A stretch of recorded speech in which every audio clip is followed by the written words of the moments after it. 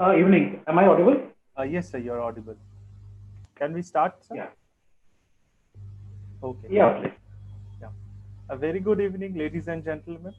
I welcome you all to the last session of day one of Research Scholars Day 2021, which is the keynote address by Dr. Suman Roy Chaudhary. I feel honored to welcome our speaker, Dr. Roy Chaudhary. Thank you for joining with us, sir. Dr. Suman Thank Roy you. Chaudhary is currently the program director for Air Independent Propulsion, endorsed by the Naval Materials Research Laboratory, DRDO. Having received his BTech in Chemical Engineering from Jadavpur University and MTech from IIT Kanpur, he went on to receive his PhD from IIT Bombay in the field of fault diagnostics of fuel cells. He has a very rich industrial experience whereby he significantly contributed to design, realization and commissioning of complex systems towards refurbishing existing power plants. During his outstanding professional career at DRDO, Dr. Rajodhri and his team has successfully developed the phosphoric acid fuel cell or the PAFC technology, among other accessories like onboard hydrogen generator, power conditioners, battlefield power managers, etc. Furthermore, he has also played a major role in the design and development of the indigenous AIP module for the Indian naval submarines. In his vast research career in defense, he has interacted with prominent engineering teams from France, Russia, Germany, and US. His immense experience in the domain and a comprehensive research approach is definitely an inspiration for the gathering. His today's session is titled Approaching a Super Complex Technical Problem, Air Independent Propulsion, a Case Study. Over to you, sir. Thank you, Mr. Arnav, I suppose. Uh, at the outset, let me thank you all for having me here. It is indeed a pleasure for me to share some of our experience with the budding researchers and other experts. So I think I will try to share a presentation so that I can put my thought in perspective.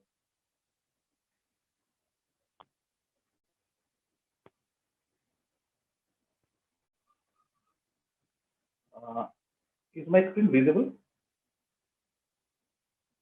Yes, sir. It's visible. Okay.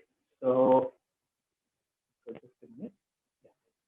So as today, I wanted to touch upon this topic of super complex technical problems, which we faced sometimes or other occasionally in the defense field, and also people from other fields also faces it.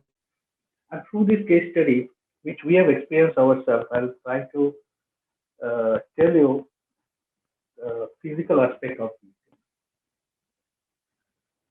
So the super complex system, actually, this terminology came from the field of computational science, but now it is valid for almost every aspect of life, considering the integrated systems that we are getting used to.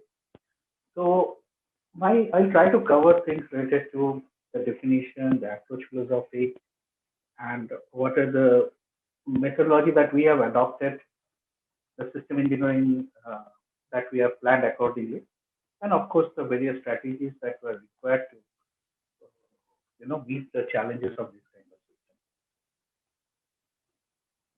So basically, super complex system could be either a larger array of a complex system, or it could be simply more dynamic. Like for example, uh, uh, the performance of a aircraft fighter aircraft engine, where the systems are less, but it is very dynamic. But in our case, what I'm going to talk about is a larger assembly, and you cannot know the exact behavior. Like if you are seeing this example of a simple Lorentz attractor, here you can see that it jumps between two states. In the case of a super complex system, it can jump between many stable and metastable states, and sometimes it could also be an unstable zone. So you need to understand its issues related to cascade failures. And the most important part of all this thing is point number five. That is, you need to know the sufficiency of the operational response. That means the zone where you are going to operate, you need to know that this is the zone where I can really operate it stable, and it will not lead to any instability. And that has to be checked mathematically or statistically or otherwise for its sufficiency. That is the most difficult part of the system. So we do let's say different tricks to to tame down the system so that we don't really have to treat with the entire block. Now, while you are developing a real life super complex system, you are approaching a technical challenge. There is a need to understand that why we need to have an approach plan for this to begin with. Why we can just go ahead and start doing things is because we need to engage a very high amount of resource in manpower, in other monetary things, equipment, and all those things. And this involves highly skilled manpower. And you should not run into get lost into things and allow cost of time overrun. Another problem is by the time you develop all these things, you are slightly delayed, and competing technology makes you obsolete. So these are the things which you have to be careful about. Everybody knows this, of course. Now, the approach plan should be like a compass in the sea because you don't know much of the dark sea, but you know how to proceed. And if you see, we have two parts in the uh, approach plan. One is that if you know for sure much information about a part of the subsystem, you can go for standard activity plan. But in some cases, rather most of the cases, we will not know all the subsystem details, or you may know all the subsystem details, but you do not know how they are going to interact with each other. So those gray areas, you have to have certain kind of philosophy or strategy, what we call it, and that will help you to not to get overwhelmed by the difficulties. Now, what the advantage if you go by a strategy-based approaches, you reduce the alternate path because these kind of systems you can do things in many ways. But if you can close some of the alternate ways, you can focus bit better, plan the resources better, and it will also tells you defines the action plan and how to face the mitigation policies once you can face it. Like you can face difficulty what you're anticipating, but sometimes you'll face a difficulty which you're not anticipating. But the strategies are sort of a leap of faith. So you've got to refine and modify and change as it happens. And this change management is perhaps, I will dwell a bit on my talk in the case study. And how to implement this strategy-based development is basically through a spiral development, which is the most convenient way. That means I set aside the primary goal because I don't know many things about it. I don't know how to do it, but I can put certain intermediate goal plan and try to reach there. And after that, I get it clarified. Then I go to the next spiral, and like that, slowly I close in to the point where I want. So this spiral development means that means I am assuming that I do not know the final goal.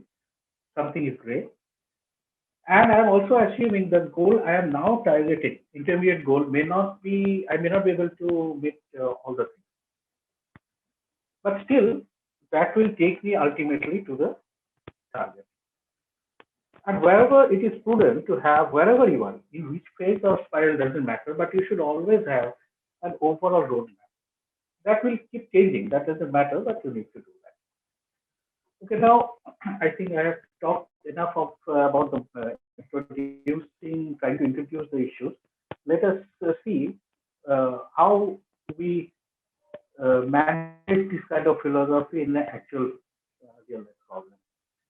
So we took up this fuel cell-based air-independent propulsion system for the submarine almost 10 to 12 years back, and let me tell you about from there to today how we have evolved. So a bit of definition first. Now these are valid for the conventional submarine. The conventional submarine is a battery vehicle. It is on the surface. the submarine has a diesel genset on board. It runs the diesel, charges the battery, which is typical lead acid battery. Nowadays, lithium-ion batteries are also tried. And after the charging, the submarine dives underwater, lives there till the battery is almost charge is getting over, and then she has to surface again. And when she surfaces again and starts charging the battery, that time she is vulnerable because they generally took out a pipe to break water and start sucking the air, and that time it generates a wave which is visible from quite a bit of distance. So once you are detected, the enemy knows within a particular radius you will surface again, and that time you are sitting there. Now, air inventory system is basically an auxiliary power plant which sits inside the belly of the submarine as an additional power plant and will allow the submarine to remain quite a long time underwater and keeping the battery in the steady state. It doesn't let the battery to be discharged mostly. So that means instead of a few days underwater, you can do a few weeks underwater. A cruise speed, but that is what the user wants. Now, before we go further, let me also detail a bit about the fuel cell. We work on phosphoric acid fuel cell, but the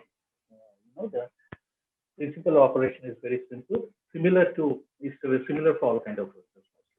So it is a hydrogen air battery or hydrogen oxygen battery. So what happens is the primary thing is it's the electrode system. There are there's one set of anode, one cathode. It's a porous graphite composite body with a catalyst. And when hydrogen gets, if you expose hydrogen this side, it will diffuse and it will absorb here as hydrogen. Then there is a acid which ionizes the hydrogen. The hydrogen passes through this very thin layer of acid, few drops of acid. And on the other side, the oxygen or air flows through, and the oxygen gets absorbed. And this hydrogen ion, when it gets combined with this oxygen, it generates a positive terminal here. And while hydrogen is ionizing here, it is a negative terminal. That means now you have an electromotive force for the power to be drawn. Now, this is a very thin assembly, could be quite big, but very thin, and it needs flow field on either side for providing hydrogen and air or oxygen. And this is assembled in a particular fashion so that all the voltages get automatically added up. The current remains same because all these cells are actually increasing. So this item, is called a stack, fuel cell stack. This is the primary module from where you harness the power. That means if you provide hydrogen and air or oxygen at the appropriate channel, you will get the potential across these two terminals, and if this potential will get, and you can get the power till you provide the gas. So it is like an engine, but it is having no moving parts, and it is having a very high efficiency because it is bypassing the Carnot limitation by directly converting chemical energy to electrical energy. So this has a very good potential for underwater application. Now, how it has to be implemented is that a submarine needs to be cut, and you have to have a cylindrical section of a submarine. It's called a plug. Inside that cylindrical section, you put all of your AIC system. This is a typical way. There are other ways also. And then you put this plug inside that submarine and then stick it and connect all the interconnecting things and see where it goes. But for our case, what happens, the diameter, the length, weight, species, all these kind of interfaces are very rigidly fixed due to certain reasons. And it has to be honored. Otherwise, there is simply no situation. So that has increased our complexity. Now, so let us start with the Spiral Zero when we are starting the project. The first part is to know the project final goal as much as possible because we may not get all the parameters, and also try to define some kind of roadmap and also define the tool sets, that is the skill sets which will be required. It's called the tactics. Now, if you see, the user, that is Indian Navy, is quite knowledgeable in this aspect. They provided many of the things like the power cycle, If there's a power plant, what kind of power to add? What is the flux size? Then they specifically asked for fuel cell because of low noise, which you already know. And they also gave us the timelines and all the things. And there are many other issues related to marine environment, the military environment, which were partly they have given as per their requirement. But the detailed interface issues, safety, how to define the reliability, whether the alternate technologies can overwhelming after some time, all these questions remain unanswered. So the strategy to know that as much as possible, it tells us that okay, I cannot know the complete requirement. Requirement definition can also get changed. So first, let us get the secondary sources of information. Let us undertake a feasibility study with different type of engineers from user, from ourselves, from academics, from industry, and try to see whether we can arrive at a robust technology plan, and which is sufficiently. It will even if the requirement changes a bit, I can still use that plan. So with that, what we did is we first went for literature survey and tried to find how was the things there globally.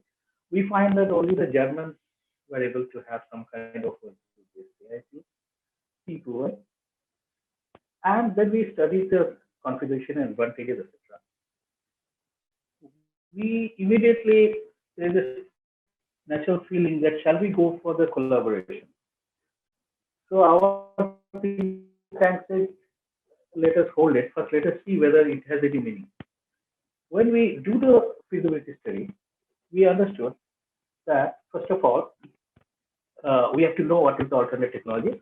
That will come a bit afterwards, and we have to understand independently all the possible technology for fuel cell based, which we have to use.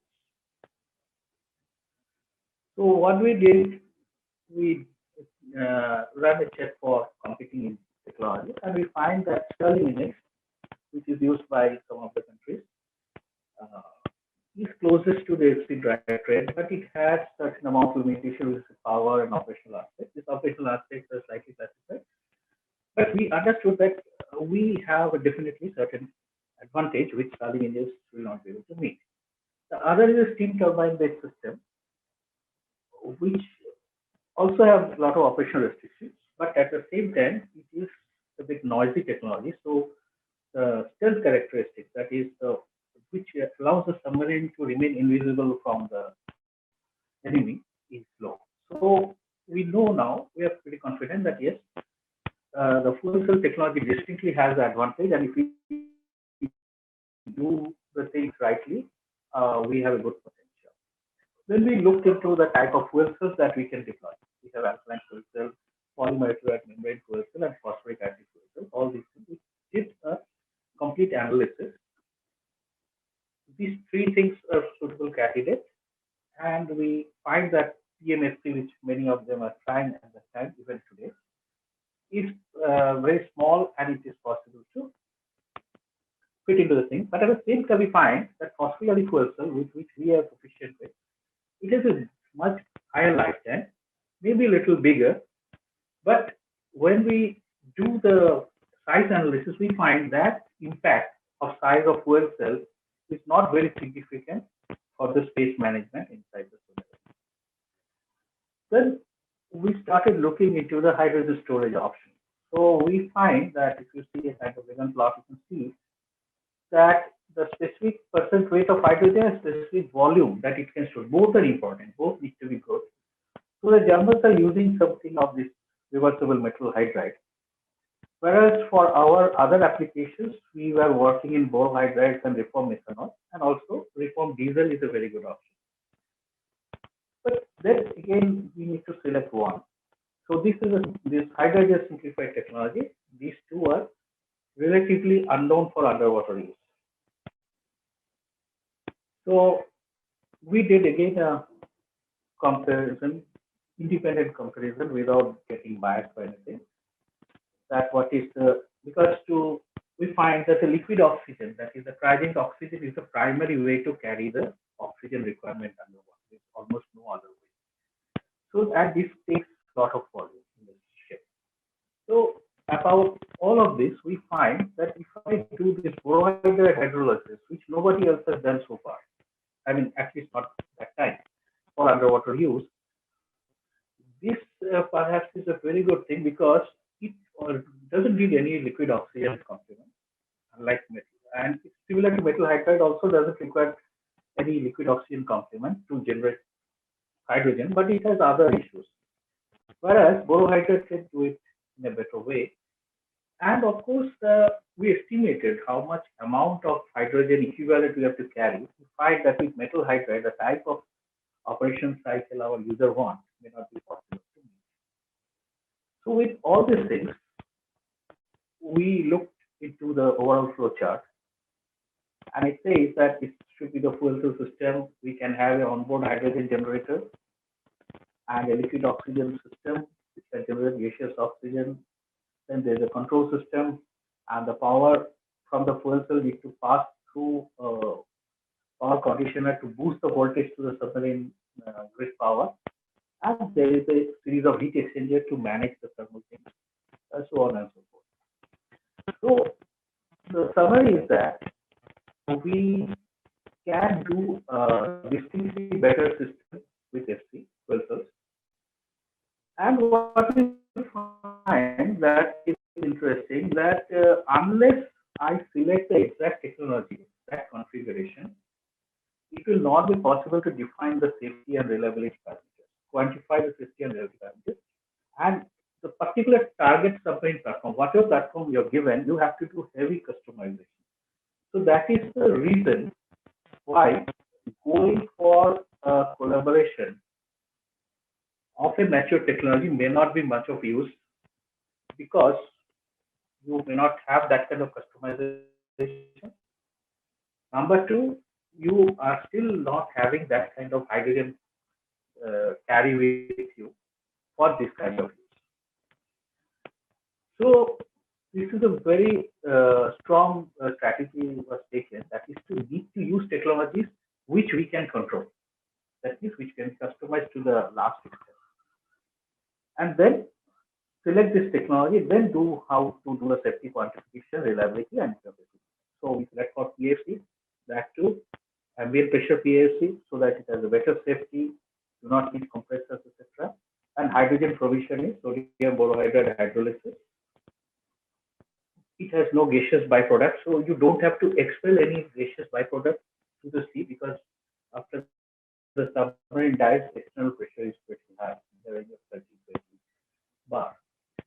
Now, if you see, once we have completed this feasibility study, our list of knowns have increased. That is, there is still questions are not yet answered.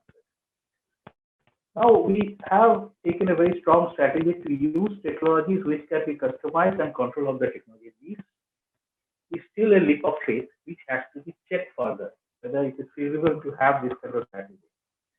So what we did a SWOT analysis. So the gist of it is, the strength is, of course, is in-house technology, which is our control. But the weakness is that it is a totally untested technology, especially for underwater. And the threat is that in case there is a time overrun, because if there is a hidden problem, we will not have any expert to whom we can take advice. At the same time, the user may not know many of the acceptance protocols because this technology is relatively unknown. But the opportunity actually drives us. That is, we found that this particular platform which we are targeting, that restriction can be very well mapped by this compact solution. And it has a very high potential because the simplicity of the chemistry, and we can decouple many things so that the sufficiency of stability we can ascertain. So these are the things which, particularly this opportunity, actually let us feel that yes, this strategy to meet our own technology is for us right. So based on that, what we did, we when we went ahead with this, we go into the done the technology configuration and define the detailed plan for the first open architecture prototype. But when you are doing an open architecture full-scale AI that if I have to eventually make it compact, make it more process intensified thing, which will go to the submarine variant. How is it that thinking has to go back? So before we go for a submarine variant actual unit, we need to have a intermediate packaged prototype. So that plan also has to be concurrently developed because then will like is part of these answers which are still in our mind, that is about the interface, safety, reliability. So graphically speaking, we started working on open architecture prototype, but parallelly we started working on two types of design. This is the complete submarine version, but it's a sketch level, very gross concept level. And here we are trying to do a same form and fit, may not be totally ruggedized like what is required because we don't know what the ruggedization level required, what is the reliability level required. But if I have to compact this technology into the given form and fit using some ruggedization, how to do that? So these two efforts we started parallelly. This is design and this is slightly more detailed design, and this is the thing which we now we understand that if I have to still get these answers, because I am trying to make a somewhat compact prototype, I need some enablers. That is that I need to have this detailed definition of the platform interface, safety approaches quantification, and when I make this intermediate prototypes, I need industrialized components. Otherwise, even if the components what I've developed is good, I'll not be able to prove it. So what we did, we tied up the target submarine designer. And parallelly, we set up a consortium of industry with certain nodal industries. We transferred all our innovations, started transferring all our innovations to these industries through transfer of technology. And we told them that rest of the things which you are proficient with, please do that for us so that we can together arrive at the final components pretty fast, whether it is for the open architecture or whether it is for the package plant, which we call land-based prototype. And some of the components, we directly give the specifications to the complicated industry and ask them to do that. And how we could do this is, we engage certain people we call vision managers. They have the knowledge not only in their field, but in all other aspects of engineering also, tremendously experienced people who actually help us to identify this kind of companies, help us to identify the breakdown of the work package in the appropriate way so that it can be transferred to the business. Now, when we started working with this submarine designer of the targeted platform, we got a very clear clarity, good clarity about how to define the safety quantity. As per their approach, we started working in this defense in depth approach. There are many types of safety philosophies, but this safety philosophy is we find it very suitable because it was actually developed for nuclear plant research in US, something like that. But what it does is it splits the whole effort into four levels. First is that your the deviation, the not desirable performance, you try to arrest by built-in quality in the design and the construction, so that that kind of problem does not occur, or even it occurs, it is reduced. After that, you try to put enough surveillance system sensors so that you come to know about any deviation much before it actually occurs. Third is that you put various kind of procedures, safety procedures, so that that event, even if it happens, it will be happen at a slightly lesser intensity. And the last one is firefighting. That let's say it happens. If that event has happened, maybe with a lesser quantity, intensity, but still how to put those firefighting equipment. Firefighting equipment is all kind of safety equipment, which is and they defined the severity level of various safety and the probability. That is, if you see this probability class improves means that the probability should be very less. Let's say if you have -5, -6, like that it will go. The more the severe it is, you have to prove that if an event is very severe, say 6 here, then I have two options. Either I have to prove that this chances of this happening is very less, or I do this kind of mitigation and bring the severity level at higher up so that even with the existing frequency of probability, I can still get it accepted. Once this method is adopted, then the rest of the work becomes pretty simple in quantification. So it always started with qualitative and then it is quantitative for every safety answer.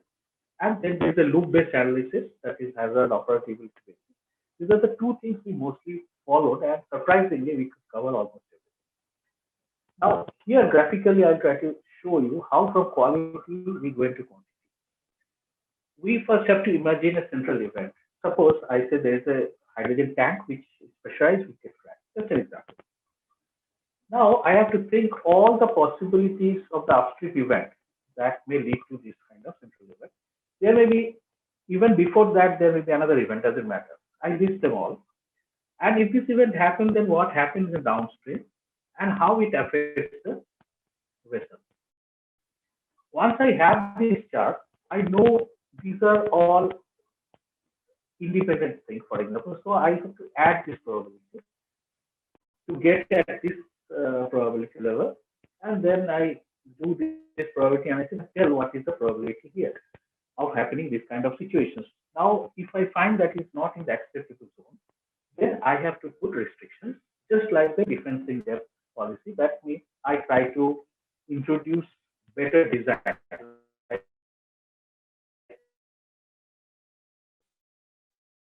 I try to build in some welding. I bring in more design comprehensiveness to prevent a fatigue failure, for example.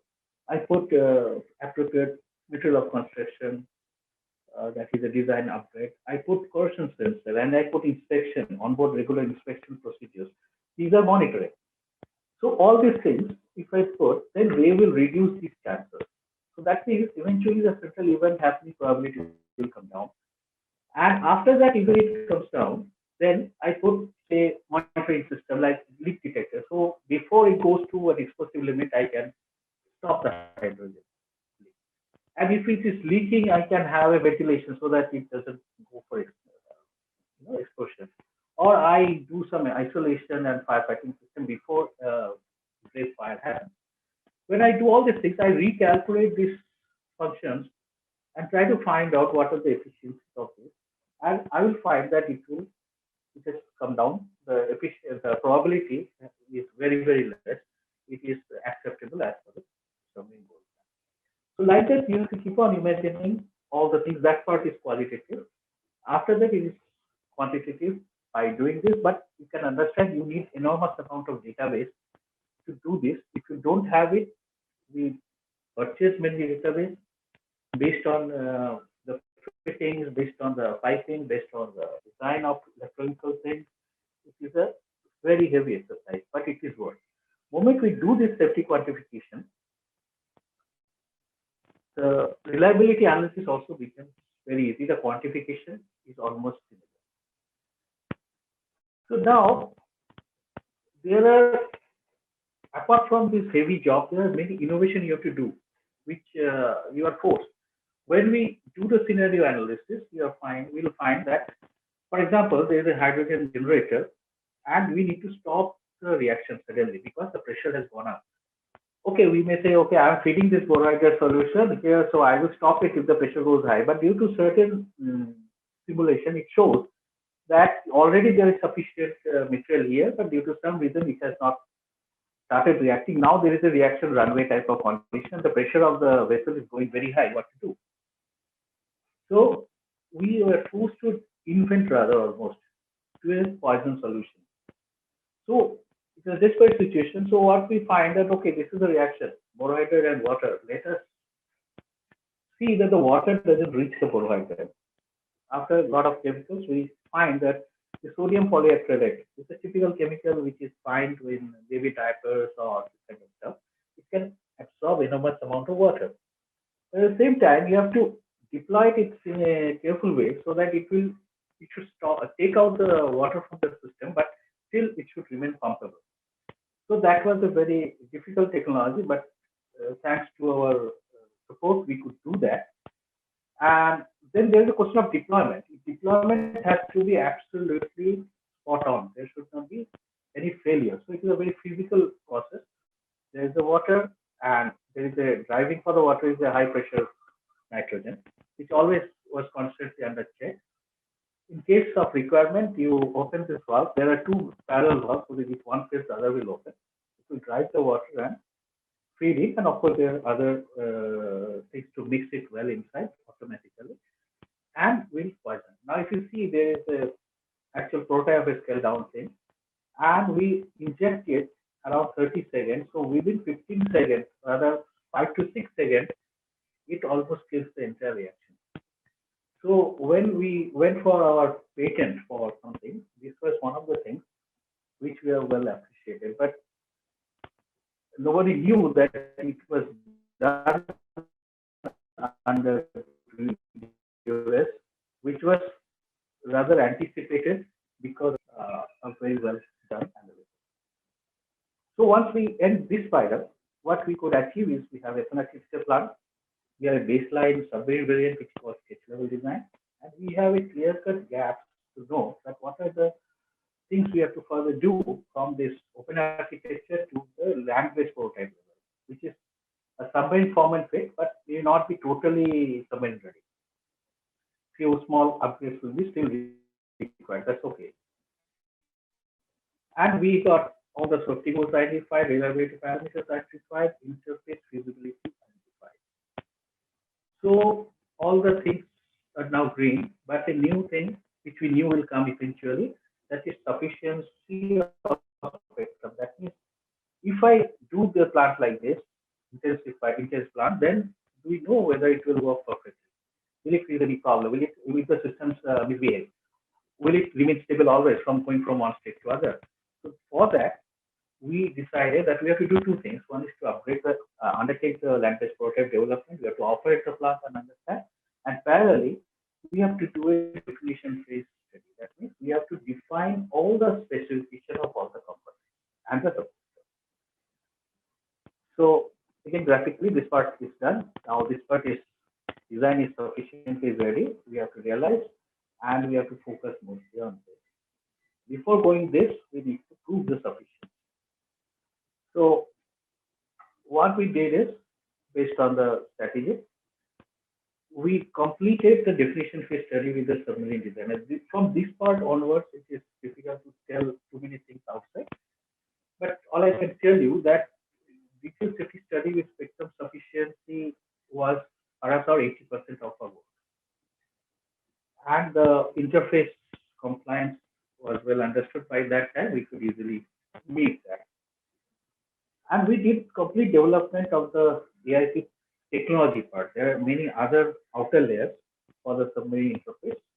Leave aside that, but the industrialization of the fuel cell technology and the main AIP system we could complete in this spiral. And of course, then we realized this land-based prototype. We, through the industry partner, do the necessary handholding, and then we do the setting to work for the interview. Because that time you do not know. It is still, you have only done a study in subsystem wise. You have never operated an integrated plant back to in intense mode. So that was, the setting to work was a big learning phase, and it proves most of our sufficiency spectrum. And then we could prove the integrated plant to the user. There is a user evaluation trial, because this system is so big that it cannot be tested fully without fitting it into a submarine. So this land-based prototype trial is almost like a actual trial. So after this, now the present is the last spiral where we are actually doing developing the final design, which is going to the platform with all the industrialization aspects and all those things. The challenges are different. Here it is mostly the managerial, techno-managerial challenges rather than the technical things. Technical part mostly it is covered with our proving of the LVP. And this integrated plant, what you're seeing, will eventually get little modified and be used for it. So now, if you see here, just for your understanding, open architecture plant, when you go for a process intense plant, it is almost 1/5 of this size, and it's rating everything is same, and it has to be very very safe. So the that sufficiency proving is really was really good. Now, so if I have to sum up the whole thing, I can tell you that we could do it almost 10 to 11 years. That is a great thing I feel. And this strategy spiral development approach, this was this was very good for us. It allows us to identify the gaps, and that actually drives the solution. And also, as I told you before, it reduces many of the alternate routes. We don't know what we have done is perfectly optimal. With that, we don't know, but it is sufficiently okay to do the things in a realistic time. And this engagement of the industry partner, and we got excellent support from our users. That is the thing which is beyond this kind of presentation, because unless you have your user with you, it is very difficult to move ahead with this kind of. Okay, and I think I'm the last slide.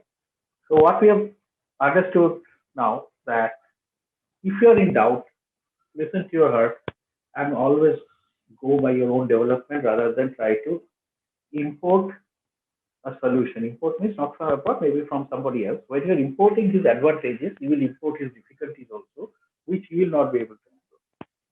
That is the primary thing. And of course, we have this vision managers and this power of reviews.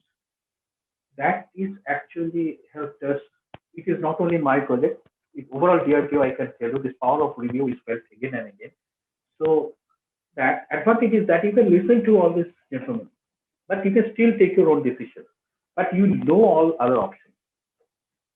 And last, I already covered this, that we do system engineering. We don't always try to split the work into small packages, but if it is done through vision managers, only then you can do it in a very efficient way, and the people only find the solution from different, very different kind of work, because nowadays the things so much of work has happened in all aspects of engineering that unless you have this kind of vision managers, it is difficult to quickly mitigate and source some kind of solution.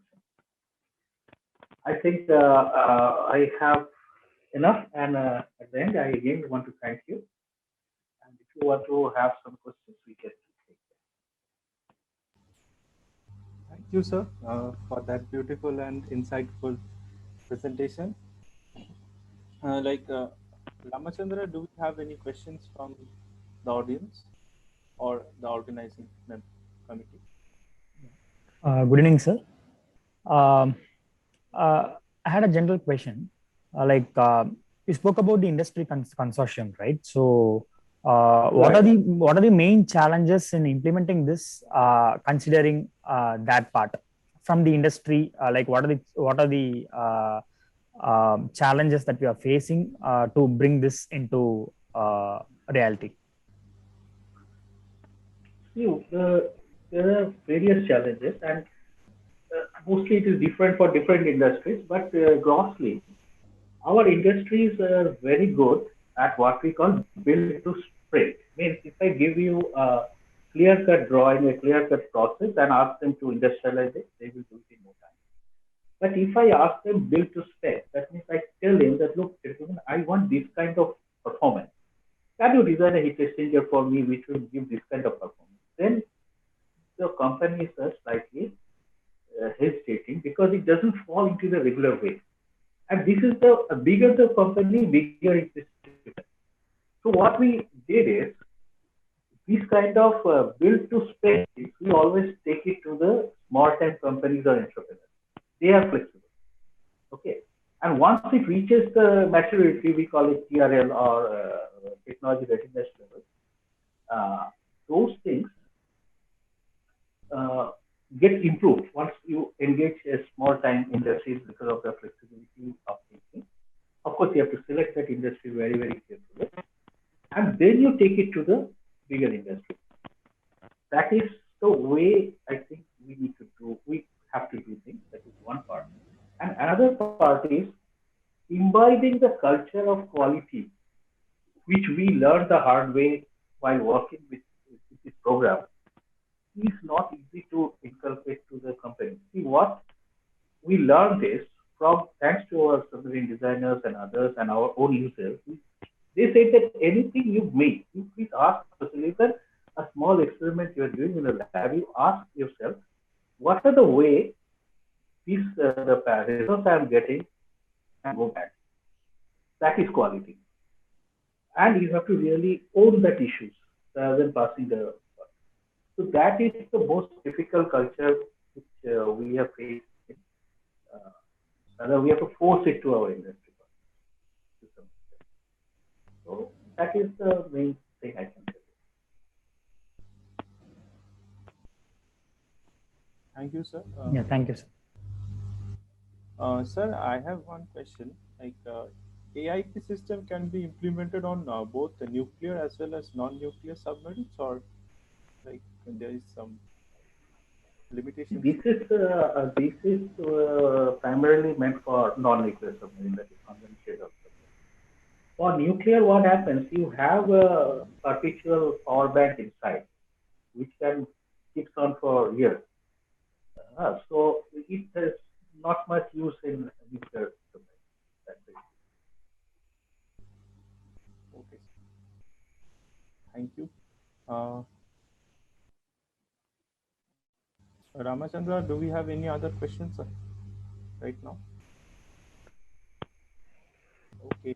So, sir, like if we get any more questions from the audience, we will assemble them and send it to you over a mail for your response, sir. Sure, I will reply. No issue. Thank you, sir. Thank you for joining the session. It was a very nice one. Thank you. Thank you for calling me. Thank you, sir. Thank you.